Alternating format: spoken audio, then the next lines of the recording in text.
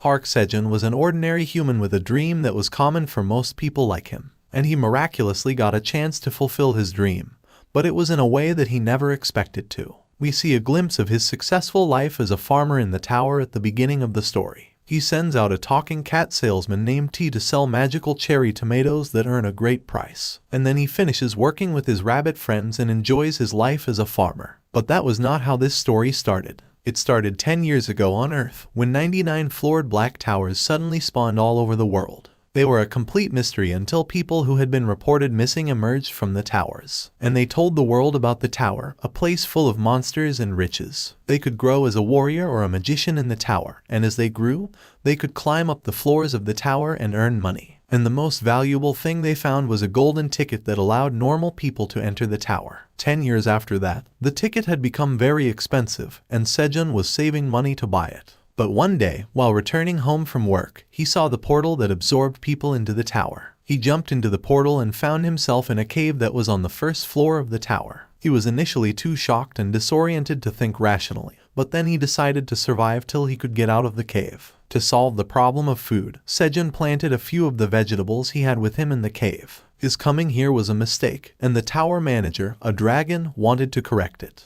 The tower manager went out to see Sejun, but it was on a blue moon, a total eclipse that was a monthly event on this floor. Sejun collapsed and never met the manager, but his green onion plants grew to giant size overnight and became a good source of food, fiber, and firewood. Sejun befriended a couple of white farming rabbits who joined him as his helpers in cultivating crops. He discovered fire using a plastic water bottle as a lens, and using fire, he could catch fish from the pond. Sejun's food habits diversified as he could now cook food too. Then the rabbit couple gave birth to a bunch of cute and energetic baby rabbits. And soon after that, another blue moon night came and imbued a tomato fruit with its power. The fruit ripened into a blue magical cherry tomato, and harvesting it caused Sejun to be awakened as a tower farmer. Although Sejun was initially disappointed and wanted to throw it all away, he thought of the rabbits and decided to continue farming. The tower manager issued a quest to Sejun and asked for the blue cherry tomato in exchange for a job-related skill. It also threatened to kill Sejun if he refused to complete the quest. Sejun obeyed, but this started a cycle of the manager demanding more and more food from him in exchange for nothing. But one day, Sejun stood up to the manager and told him that he would not give it food even if it wanted to kill him. They got into a standoff, and Sejun brought the manager to the point where it was about to apologize. But the situation was resolved soon, and Sejun gave the food to the manager. Now he has two job-related skills, sowing and harvest, that help him level up by simply sowing and harvesting crops. On the next blue moon night, Sejun found a blue cherry tomato and a blue sweet potato that were both blessed by the power of the blue moon. He could not control his curiosity and harvested them even though he was almost killed by a monster bear during the last blue moon. The manager demands he gives them to it, but Sejun is able to convince the manager to let him go this time. He eats them instead, and they permanently increase his stats. The sweet potatoes are also ready after that, and Sejun harvests them and then uses their sprouts to plant them for another crop. This gives him the experience he needs to level up, and a new feature called the Seed Store opens. Sejun gets 1 tower coin as a congratulatory reward, and he uses 0.1 tower coin to buy 1,000 carrots because the rabbits want him to grow carrots. Sejun decides to plant the carrot seeds, and someone is watching him from outside the cave. This chapter starts with the husband rabbit and wife rabbit laying on their bellies in front of mounds of soil. They are excitedly chatting about something as their children frolic around behind them. And Sejun watches them from his regular spot too. The rabbits start flirting with each other, and Sejun wonders what has gotten into them recently. He had planted carrot seeds on a patch of land a few days ago, and even though the seeds had not even sprouted yet, the rabbit couple was acting like this in front of the place where he planted carrot seeds. Sejun wonders if they love carrots so much that they spend most of their time daydreaming about them. But he decides to leave them to themselves and take a nap himself. After he wakes up, Sejun plans to pollinate the flowers and cut the green onions. Sejun closes his eye, and a baby rabbit also sleeps with him. But then he notices a buzzing sound whizzing past his ear. Sejun tries to swat away whatever is bothering him without losing sleep.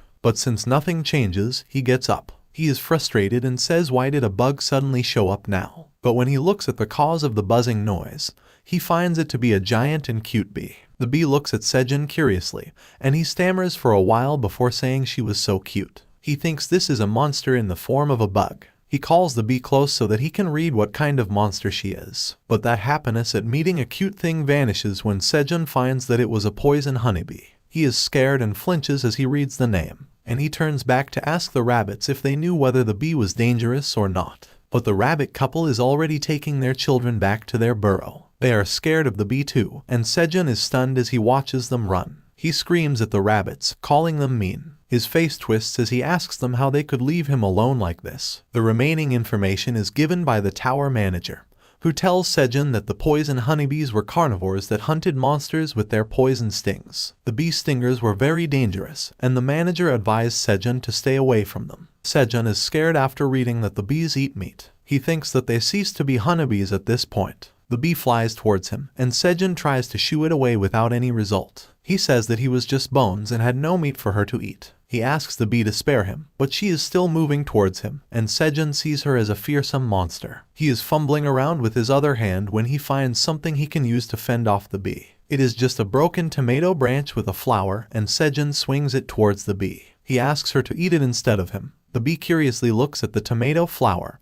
and Sejun is still afraid of her as she moves towards the flower. But when he opens his eyes, he finds that the bee was actually feeding on the flower. Sejun is shocked, but then the bee smiles at him after feeding. Sejun asks the tower manager if he is sure that the bees are carnivores, and there is no reply from the manager. But then Sejun remembers something very basic: bees love nectar. He approaches the honeybee and tells her that if she was hungry, she could feed on other flowers as well. Sejun tells her to eat to her heart's content, and the poison honeybee flies to the flowers happily. Sejun smiles at himself. While he was initially scared, he found something good after all. At this rate, he will not have to artificially pollinate the cherry tomatoes anymore. Then he spots the rabbit family hiding behind his rock. Sejun gives them a scornful glance and says that they ran away because they were worried only about themselves. And he asks them how they still had the nerve to come back. The rabbits try to soothe Sejun's anger by clinging to him and acting cute, and he says that he will not stop being mad at them. But then the poison honeybee returns after feeding. She flies straight towards Sejun, and he takes a few steps back until he is forced to stop by his rock. He asks the bee if she is not full yet, and as she comes close, Sejun is worried about his safety. But the bee lands on his stomach, and after adjusting his t-shirt a bit and stretching, she lays down in her sleeping position. Sejun also realizes that the bee did not mean to harm or scare him, she just wanted to sleep. And he feels that she was too cute, even while sleeping. But a small part of his mind is still anxious, and Sejun asks the bee that she isn't going to sting him. And this time, the rabbits have also not run away. Sejun has another chapter to add to his diary about getting lost in the tower. His family in the dungeon gained one more member today. A few weeks have passed since Sejun's first meeting with the bee, and the tomato crops are ready to be harvested again. The wall where Sejun was marking the number of days is also showing 24 characters. Each character meant 5 days, and that means he has been here for 120 days. We see Sejun harvesting tomatoes along with the wife rabbit while the husband rabbit is watering the carrot seedlings, and the baby rabbits are still playing around. Sejun is getting disturbed by the baby rabbits playing near him, and he scolds them and tells them to go somewhere else. The baby rabbits run away without a care, and then Sejun looks at the rest of their siblings. They were also busy playing with each other, and he felt good seeing them so carefree. He says that they were having a great time, and of course, they had to play around when they were still young. And then the poison honeybee also comes to him and sits on his shoulder. Sejun asks her if she has sucked all the nectar for today as she lands. Sejun remembers that several weeks have passed since the poison honeybee came here and became a member of their family. He tells her that it is going to be lunchtime soon, and the bee is also excited about it as she rubs her cheek against Sejun's cheek. Sejun says that the routine of the poison honeybee was fixed. She goes to work in the field in the morning, and that is also when she sucks nectar. And then, in the evening, she returned to the forest outside the cave. And thanks to her, Sejun's workload had decreased. Sejun calls the rabbits, saying that it is time to eat, and they all come running towards him. Sejun thinks that the poison honeybee was probably not going back to her group or her hive. Maybe she did not have a hive. As they are eating, Sejun is holding a roasted green onion stem, and the honeybee is sitting on it. She had started spitting honey a few days ago, and right now, she was doing the same. The honey spreads over the roasted onion stem, creating another dish called honey onion. The sweet flavor of the freshly roasted green onion was enhanced by the sticky and sweet honey of the poison honeybee. And Sejun is the one who knows the truth about the statement. He takes a bite of the honey onion and exclaims that it is sweet and delicious. And the rabbits also share the sentiment because they are also eating the honey onion. Sejun talks to the honeybee and tells her that he was scared of her at first. He thought that she was poisonous and hence dangerous. But thanks to her, he was able to quickly get honey. And he also expanded his field with her help. As Sejun enjoys the honey onion, he says that in a few months he will eat so much honey that it will match what bears in the wild do. He used to be jealous of bears for eating too much honey, but that would stop happening in a few months. The Tower Master also gives Sejun a message, saying that it is happy for him. But he does it where Sejun cannot see it immediately. And as Sejun turns to see the message from the Tower Master, it disappears. A few more days have passed, and Sejun thinks that the blue moon is also going to come soon. He is reading the characters on the stone wall while the baby rabbits are playing and eating. Sejun is worried a bit about the blue moon.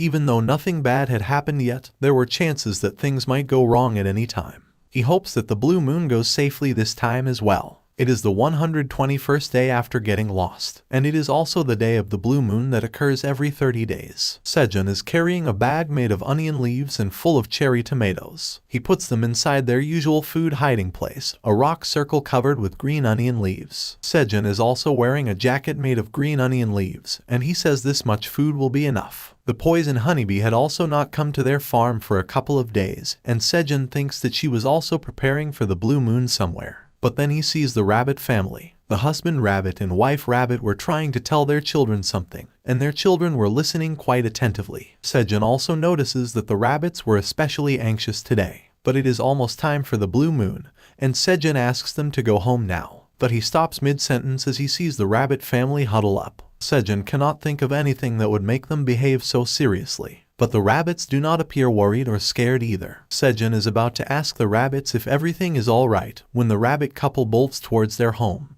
leaving their kids behind. They go inside their house and Sejun is shocked at what they are doing. But then the rabbit couple turns back and waves at their children. They also say something, but Sejun does not understand it. And with that, they slam their door shut. Sejun is shocked at what he just witnessed. He asks the parent rabbits how they could just leave their babies out in the open during a blue moon. It was dangerous, and they were still kids who could not fend for themselves. But as Sejun says that the blue moon is coming, it arrives. The moon eclipses the sun, and blue light covers the world. And Sejun hears the roar of a monster coming from behind his back, and he goes speechless. He nervously turns back to see what was happening and sees a sight he will never forget. There is even more noise and even louder roars and growls, and they were coming from the baby rabbits, and they looked nothing like their cute selves now. Right now, they were ferocious monsters who seemed to have lost their reason. Sejun silently watches the baby rabbits, who have suddenly transformed into something monstrous. They had grown in size, their fur had turned white and their eyes red, and they had sharp claws and fangs. And as the baby rabbits roar, Sejun wonders what in the world is going on here. With this, the chapter ends. What did you think about it? If you enjoyed it, please like and comment. And also subscribe to our channel for more such videos.